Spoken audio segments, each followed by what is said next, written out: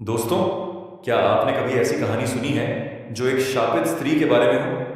ऐसी स्त्री जो घने जंगल के किनारे एक जर्जर सुनसान घर में निवास करती है और जो भी यात्री उस मार्ग से गुजरता है उसे अपनी मधुर वाणी से भ्रमित कर उस अंधकारमय गहराइयों में खींच ले जाती है जहां केवल मृत्यु का साया होता है। आज हम आपको एक ट्रक चालक की ऐसी ही एक सत्य और रोमांचकारी कथा सुनाने जा रहे हैं। एक ऐसी कथा जो आपके रोंगटे खड़े कर देगी। क्या आप तैयार हैं? तो आइए आरंभ करते हैं। यदि आप हमारे चैनल पर नए हैं तो कृपया सब्सक्राइब करें और कहानी पसंद आए तो लाइक करना न भूलें। रात के 2 बजे थे। ट्रक ड्राइवर राजेश अपने पुराने ट्रक में कालीकट से हैदराबाद जा रहा था। रास्ते में घना जंगल पड़ता था जहां मोबाइल नेटवर्क भी नहीं आता था। हवा में एक अजीब सी गंध थी, जैसे कोई सड़ी हुई चीज पास में हो। अचानक उसकी हेडलाइट्स में एक सफेद साड़ी पहनी औरत दिखी जो सड़क के बीचों बीच खड़ी थी। उसके लंबे बाल चेहरे को ढके हुए थे। राजेश ने जोर से ब्रेक मारा। भैया, मुझे थोड़ी मदद चाहिए। उसकी आवाज कंपा रही थी, जैसे वो रोने वाली हो। राजेश का दिल धड़कने लगा। यहां इस सुनसान जंगल में इतनी रात को कोई औरत कैसे? वह सोचने लगा कि क्या करे। अगर वह उसे छोड़ दे तो शायद वह मुसीबत में हो, लेकिन अगर उसे साथ ले ले तो कहीं कोई खतरा तो नहीं। चलो बैठ जाओ, राजेश ने कहा दरवाजा खोलते हुए। औरत चुपचाप बैठ गई। उसने अपना नाम सुनीता बताया और कहा कि वह अपने पति से मिलने जा रही है जो उसे छोड़कर चला गया था। लेकिन जैसे जैसे ट्रक आगे बढ़ा, राजेश को कुछ अजीब लगने लगा। ट्रक चलते हुए राजेश ने शीशे में पीछे देखा। सीट खाली थी। उसकी रूह कांप गई। मैंने तो उसे यहीं बैठे देखा था। तभी उसे पीछे से एक ठंडी सांस महसूस हुई। सुनीता उसके कान के पास खड़ी थी। तुम मेरी मदद कर रहे हो, लेकिन क्या तुम जानते हो कि तुम्हारी जान खतरे में है? राजेश ने घबराकर ट्रक रोक दिया। तुम हो कौन? सुनीता ने धीरे से अपने बाल हटाए। उसका चेहरा अब पूरी तरह से बदल चुका था। आंखें खून से लाल और त्वचा सड़ी हुई। मैं 200 साल से इस जंगल में भटक रही हूं और अब तुम मेरे शिकार हो। राजेश ने दरवाजा खोलकर भागने की कोशिश की, लेकिन दरवाजा बंद था। क्या वह इस शापित आत्मा से बच पाएगा? सुनीता राजेश की ओर बढ़ने लगी। उसकी उंगलियां अब लंबे नाखूनों में बदल चुकी थीं। तभी अचानक एक जोरदार आवाज गूंजी। ओम नमः शिवाय! एक साधु ट्रक के पास खड़ा था, हाथ में जलता दीपक लिए। सुनीता चीखती हुई पीछे हट गई। यह आत्मा शापित है, साधु ने कहा। इसे मुक्ति चाहिए, न कि नए शिकार। राजेश ने पूछा, मैं क्या करूं? साधु ने एक ताबीज दिया और कहा, अगर तुम इसे पहनोगे तो यह आत्मा तुम्हें छू नहीं पाएगी, लेकिन अगर तुमने इसे उतार दिया तो वह तुम्हें ढूंढ लेगी। राजेश ने ताबीज पहन लिया। सुनीता गायब हो गई। रात का अंधेरा और गहरा हो रहा था। ट्रक के अंदर साधु ने राजेश को सुनीता के शापित इतिहास के बारे में बताना शुरू किया। यह घटना 1830 की है, साधु ने गंभीर स्वर में कहा। सुनीता इसी जंगल के पास के गांव की एक सुंदर युवती थी। उसका विवाह एक गरीब किसान से हुआ था, लेकिन वह कभी भी अपने पति से प्यार नहीं कर पाई। उसकी आंखें हमेशा धन और विलासिता की तलाश में भटकती रहती थी।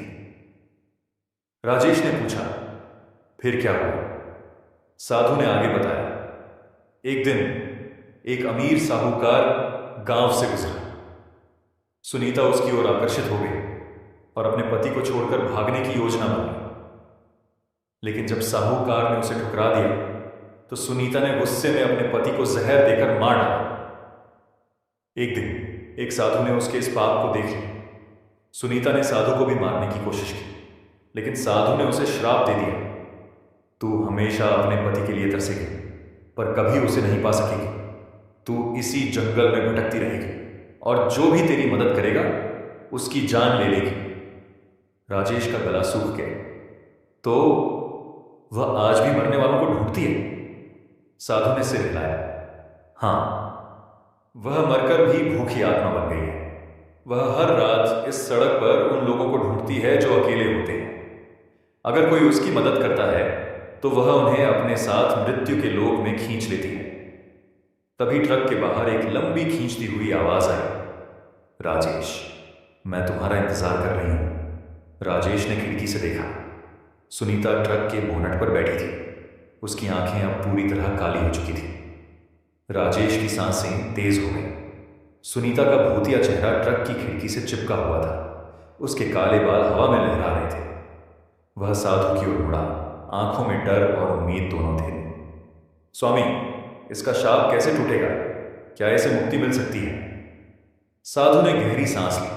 उसकी आवाज में एक रहस्यमय गूंज थी। हर शाप का एक अंत होता है राजेश। सुनीता को मुक्ति तभी मिलेगी जब उसका पति उसे माफ कर दे, लेकिन वह तो 200 साल पहले मर चुका है। राजेश की आंखें फैल गईं। तो यह असंभव है? साधु ने मुस्कुराया। नहीं, इस जंगल के बीचों बीच एक पुराना शिव मंदिर है।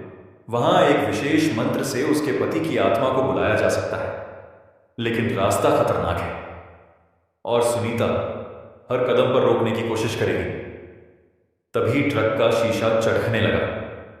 सुनीता के नाखून कांच को खरोंच रहे थे।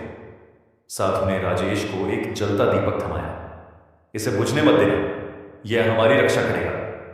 दोनों ट्रक से कूदे और अंधेरे जंगल में भागे। पीछे से सुनीता की हंसी गूंज रही थी। तुम मुझसे भाग नहीं सकते, राजेश ने पूछा। वह मंदिर कितनी दूर है? साधु ने जवाब दिया, 1 घंटे की चढ़ाई, लेकिन सुनीता हर पेड़ के पीछे छिपी है। देखो। एक झटके में सैकड़ों काले बालों ने साधु को जकड़ लिया।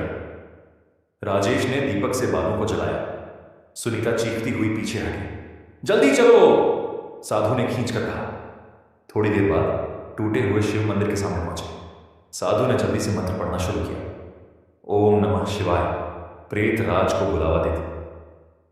हवा में एक ठंडी लहर दौड़ गई। एक पुरुष आत्मा प्रकट हुई, सुनीता का पति। सुनीता की आंखों से आंसू बहने लगे। मुझे माफ कर दो, मैंने तुम्हें धोखा दिया। पति की आवाज गूंजी, मैं तुम्हें 200 साल पहले माफ कर चुका हूं। जाओ, अब मुक्त हो जाओ। एक चमकती रोशनी में सुनीता का शरीर धीरे धीरे विलीन होने लगा। राजेश ने आंखें खोली। सूरज निकल चुका था। साधु गायब था, लेकिन उसकी जेब में एक पुराना तावीज पड़ा था जिस पर लिखा था, शापितों की रक्षा करो। तभी उसके फोन की घंटी बजी। डिस्पैचर का कॉल। राजेश, कल रात तुम्हारा ट्रक जंगल में खाली मिला, तुम ठीक हो ना? राजेश ने पीछे मुड़कर देखा। ट्रक के शीशे पर 5 लंबे खरोंच के निशान थे। राजेश ने ताबीज को पलटकर देखा। पीछे की तरफ खुदा हुआ था, विक्रम 1824। एक झटके में सब कुछ समझ में आ गया। ट्रक से निकलकर राजेश उस टूटे शिव मंदिर की ओर भागा जहां कल रात सब कुछ हुआ था। मंदिर के पीछे एक पुरानी कब्र थी जिस पर लिखा था, साधु विक्रम जिसने शापितों की रक्षा की। तभी एक परिचित आवाज गूंजी, तुम वापस आ गए राजेश, मैं जानता था तुम समझ जाओगे। साधु विक्रम प्रकट हो, लेकिन अब उसका रूप बदल चुका था। उसकी दाढ़ी सफेद हो गई थी और शरीर पारदर्शी। मैं भी 200 साल पहले मर चुका हूं, साधु ने कबूल किया। मैंने ही सुनीता के पति को मारने से रोकने की कोशिश की थी। उसने मुझे भी जहर दे दिया। मेरी अंतिम इच्छा थी कि मैं इस जंगल में फंसी आत्माओं को मुक्ति दिलाऊं। अचानक हवा में तेज बदलाव आया। सुनीता की आवाज चीखती हुई सुनाई दी, तुम दोबारा मेरे रास्ते में आ गए विक्रम। साधु ने राजेश को धक्का देकर कहा, भाग जाओ, वह तुम्हारी जान लेने आ रही है क्योंकि तुमने उसका शाप तोड़ दिया। राजेश ने देखा, पेड़ों से काले बालों का जाल उसकी ओर बढ़ रहा था। साधु विक्रम ने अपनी लाठी जमीन पर पटकी। एक चमकदार मंडल बना और सुनीता की आत्मा जमीन से निकलकर सामने आई। यह खेल अब खत्म होगा सुनीता, साधु ने घोषणा की। तुम्हारे पति ने माफ कर दिया, पर तुम अब भी बदला लेना चाहती हो। सुनीता का रूप विकराल हो गया। मैं तुम दोनों को लेकर रहूंगा। तभी साधु ने अपना ताबीज तोड़ दिया। एक ज्वाला फूटी और सुनीता की आत्मा आग के गोले में बदल गई। राजेश होश में आया तो खुद को जंगल के किनारे पाया। उसके हाथ में साधु का टूटा ताबीज था। पुलिस और डिस्पैच टीम उसे ढूंढ रही थी। एक सिपाही ने पूछा, भैया, यहां अकेले क्या कर रहे थे? किसी साधु का जिक्र कर रहे थे, पर इस इलाके में तो 50 साल से कोई साधु रहा ही नहीं। राजेश ने टूटे ताबीज को देखा। अब उस पर विक्रम 1824 से 1824 लिखा था।